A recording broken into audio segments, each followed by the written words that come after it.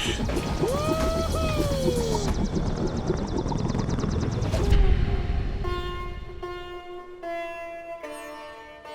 the summertime, this camp is sort of off limits from climbers because there's so many climbers there.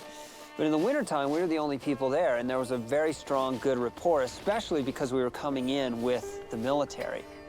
We landed, and it took off, and I was like, well, that's enough. If you ever need anything from us, we're here, we can always support you. Thank you very much. It's very kind.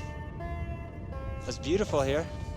You have to be stationed somewhere. This is not so bad. I think after 1 month, you will be very tired from this beauty. Winter climbing brings with it drastically heightened risks from avalanches, storms, and sub-zero temperatures. The preparations the team makes before heading to Camp 1 could mean the difference between life and death on the mountain. You got to organize all the climbing gear. You got to organize your ropes, your climbing tents, segmenting food, putting that in carryable, parcels, fuel, stove. All of that stuff has to get laid out, packed up, and ready to go. You make wands for going through the icefall area, which are just bamboo stakes with flags on them, so that you know your way through it, especially if you're in a whiteout situation. So there's just a lot of stuff to do. How many meters from here to the summit?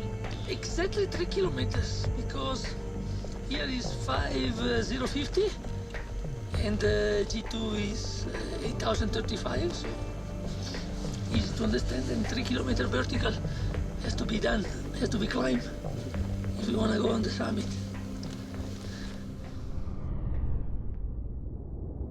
The weather window is closing fast.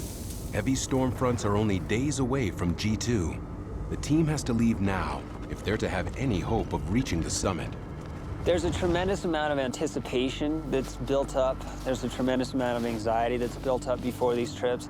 And honestly, it feels so good to start moving. I mean, you're excited and you're scared, and that's just part of it.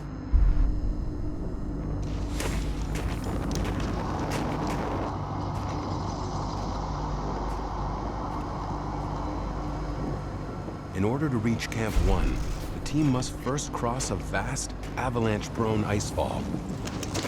Cory, as you told, very good snow for avalanche.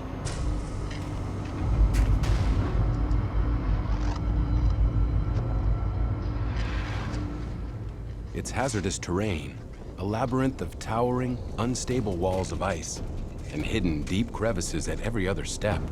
One mistake, and their expedition could end right here.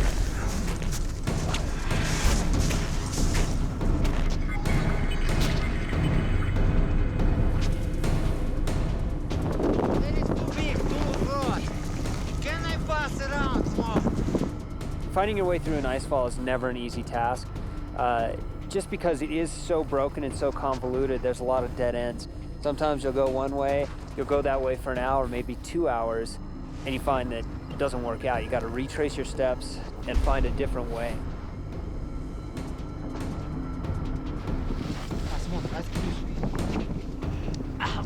We are now drinking tea a little bit, because we finished the upper part of icefall.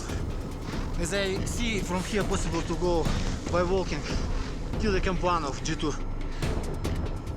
You always know going into the mountains, especially into the Himalaya, that avalanches are a part of it. We see avalanches off Gasherbrum 1 all the time. They're very, very loud. They sound like thunder, and it's just part of the accepted risk. You know that they're there, and you have to travel through that terrain.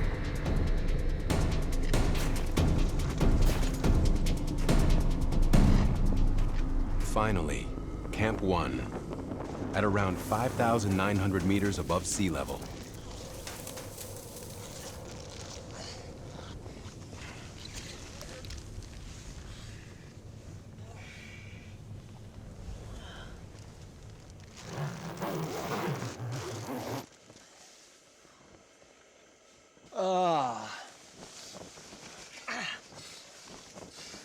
Getting to Camp 1 is a relief, just because you feel like, you're making progress. But it also is really where the steep climbing starts, and now you're looking up at, okay, this is what we have to do, this is where we're going.